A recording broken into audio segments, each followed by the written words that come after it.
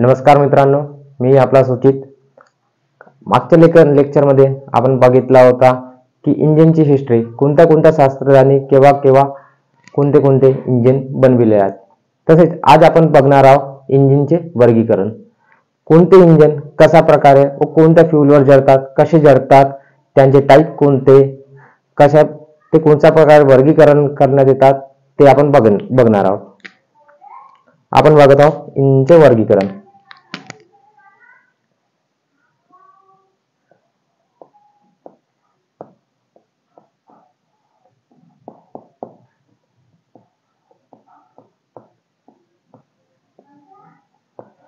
इंजिनचे वर्गीकरण म्हटलं तो आपण फ्यूल कुठे जाळतो. सगळ्यात अगोदर येते एक्सटर्नल कंबशन इंजिन आणि इंटरनल कंबशन इंजिन.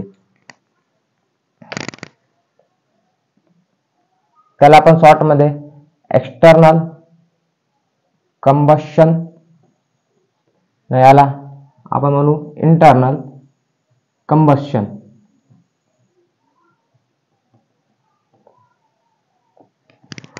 मागे आपण पाहिला होता एक्सटर्नल कंबशन इंजिन कोयला जाळून वाफेचा इंजिन बनवला होता. त्याला स्टीम इंजिन म्हणतात. जे जेम्स स्टुअर्टला स्टीम इंजिन म्हणतात. व आजच्या काळामध्ये इंटरनल कंबशन इंजिन खूप लोकप्रिय आहे, कारण की स्टीम इंजिन हा खूप मोठा व चालवण्यात जड, हे अशा प्रकारे हा वेगळा होता. तसंच इंटरनल कंबशन इंजिन मध्ये दोन प्रकार पडतात. त्याच्यात लोकप्रिय म्हणजे स्पार्क इग्निशन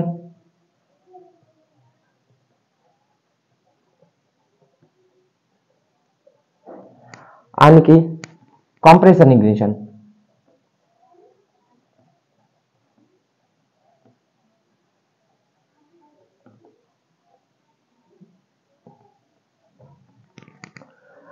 स्पार्क इग्निशन म्हटल्याबरोबर आपल्याला कळतो की स्पार्क कशामुळे पैदा होतो.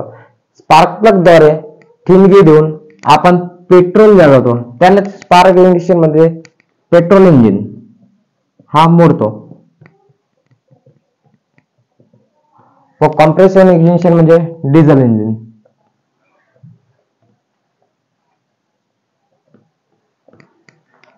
पेट्रोल इंजिन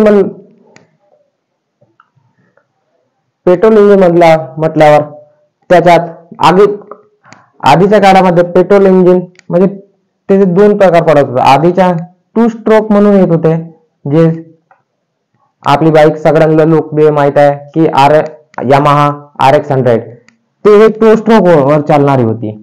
मग त्याच्यानंतर 2 स्ट्रोक मध्ये फ्यूल खूप जास्त जळत होता.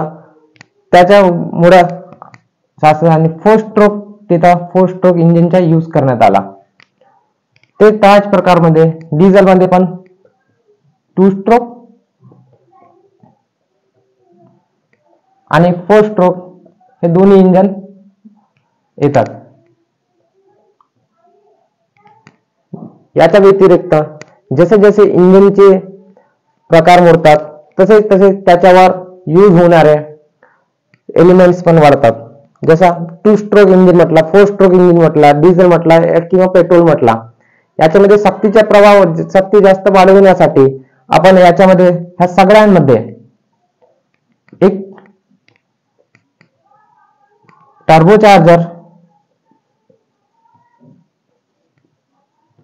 किंवा सुपरचार्जर